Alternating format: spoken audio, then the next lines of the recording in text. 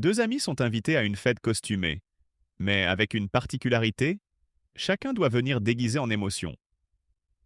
Le premier se présente avec des vêtements dépareillés, tenant un parapluie cassé et a l'air complètement misérable. Le deuxième arrive avec une chemise jaune, un chapeau de cuisinier et porte un énorme bol de pudding. L'hôte ouvre la porte et les regarde perplexes. Vous êtes censés représenter quoi tous les deux? Le premier dit: Je suis plongé dans le désespoir. Le deuxième sourit et dit: Et moi, je suis dégoûté. Un jour, une blonde se rend chez le médecin avec les deux oreilles brûlées. Le médecin lui demande ce qui s'est passé. Elle répond: Eh bien, je repassais mon costume de travail et le téléphone a sonné, mais j'ai pris le fer par erreur au lieu du téléphone. Le médecin dit: Ça explique une oreille, mais et l'autre? Le téléphone a sonné à nouveau, répond-elle. Un bus s'arrête et deux Italiens montent. Ils s'assoient et commencent à discuter avec enthousiasme dans un anglais approximatif. Une dame assise derrière eux ne fait pas attention au début, mais elle surprend l'un des hommes qui dit: Emma, viens d'abord, puis je viens. Ensuite, deux ânes viennent ensemble. Je viens encore. Deux ânes de jour viennent à nouveau ensemble. Je viens encore et je fais pipi deux fois. Puis je viens une dernière fois. Choquée et offensée, la dame se lève et dit: Excusez-moi, dans ce pays, on ne parle pas de choses aussi intimes en public. L'Italien a l'air confus et dit: Madame, calmez-vous. Je dis juste à mon ami comment épeler Mississippi. Deux hommes marchent dans la rue quand un chien, écumant à la gueule, mord violemment l'un d'eux avant de s'enfuir. Mon Dieu! S'écrie l'autre homme. Ce chien doit avoir la rage. Des bébés? Dit l'homme mordu, effrayé et tremblant. Il sort un carnet et un stylo de sa poche et se met à griffonner quelque chose. Attends, dit son ami. On peut te faire tester et vacciner contre la rage si on va à l'hôpital tout de suite. Tu n'as pas besoin de rédiger ton testament. Ce n'est pas un testament, non, dit l'homme avec un sourire malicieux. C'est la liste des personnes que je déteste et que je veux mordre. Après un moment d'amour passionné avec sa petite amie, Kevin se souvient qu'il a un rendez-vous chez le dentiste. Il a peur que le dentiste ne sente son haleine. Alors il se brosse les dents 7 fois et, en plus, utilise 2 litres de bain de bouche. En arrivant chez le dentiste, il mâche aussi 5 bonbons à la menthe très fort. Le dentiste lui dit de s'asseoir. Se sentant confiant et détendu, il ouvre grand la bouche. Le dentiste s'approche et dit: Mec, tu as fait l'amour avant de venir ici? Kevin, choqué, dit: Pourquoi non? Est-ce que mon haleine sent le sexe? Le dentiste dit: Non, mais ton front sent la sueur comme un homme qui posséderait un petit ranch dans le Montana. Un jour, le ministère du Travail reçoit une dénonciation, comme quoi un propriétaire de ranch ne paie pas correctement ses employés. Ils envoient donc un enquêteur pour vérifier. Dites-moi combien vous avez d'employés et combien vous les payez, demande l'enquêteur au rancher.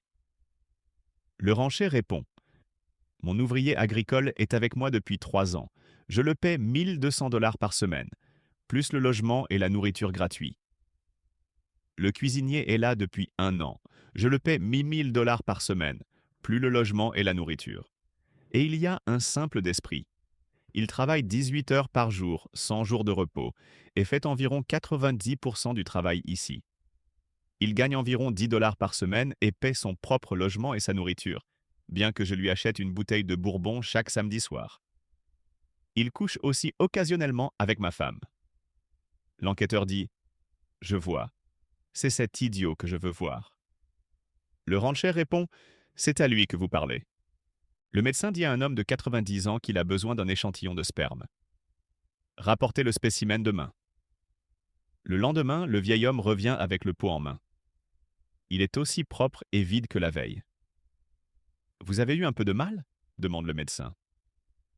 Le vieil homme marque une pause, puis dit: Quand je suis rentré, j'ai essayé, vous savez, d'abord avec la main droite, puis avec la main gauche. Rien. Alors j'ai demandé de l'aide à ma femme. Elle a essayé aussi, avec sa main gauche, sa main droite, sa bouche. Elle l'a même mis sous son aisselle. Rien. Nous avons une amie en bas de la rue.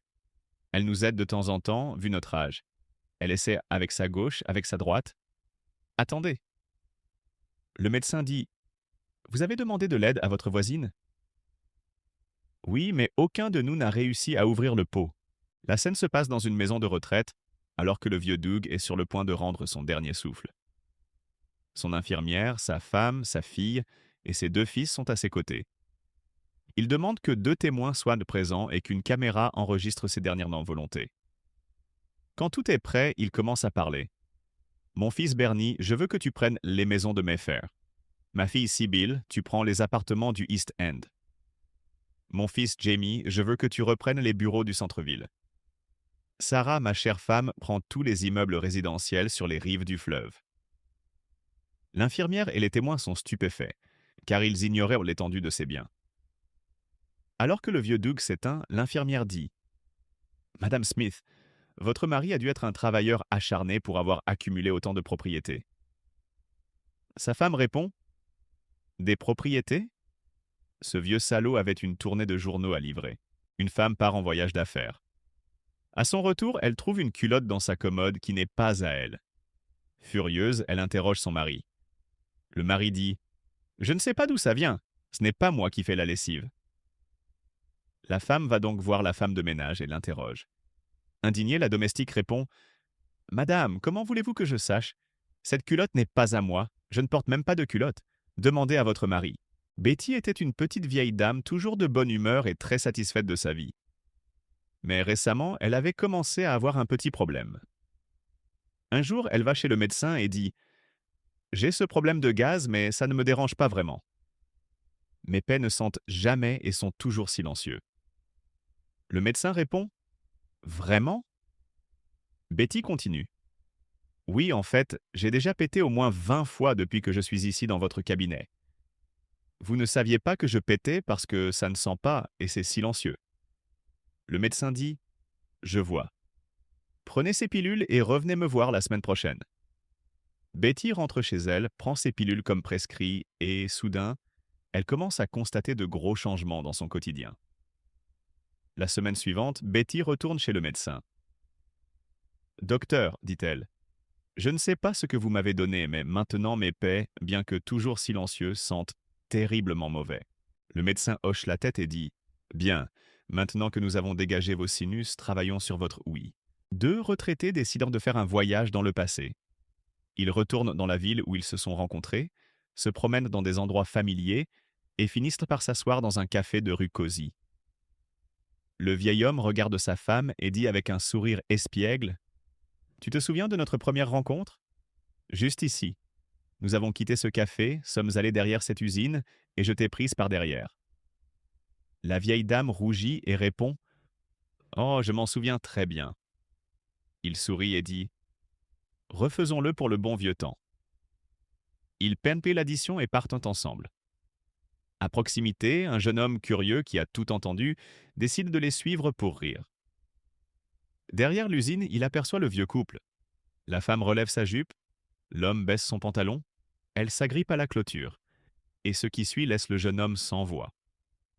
Pendant les 40 minutes suivantes, c'est de la gymnastique senior à un tout autre niveau. Brasses qui battent l'air, mouvements flous, chaos synchronisé comme une épreuve olympique. Puis le silence, l'effondrement total. Après 1 heure, les 2 se relèvent et commencent à s'habiller comme si de rien n'était. Le spectateur médusé s'approche et demande: Monsieur, je n'ai jamais vu des exercices comme ça, surtout à votre âge. Quel est votre secret? Pouviez-vous bouger comme ça il y a 50 ans? Le vieil homme glousse: Il y a 50 ans, mon garçon? Cette clôture n'était pas électrifiée.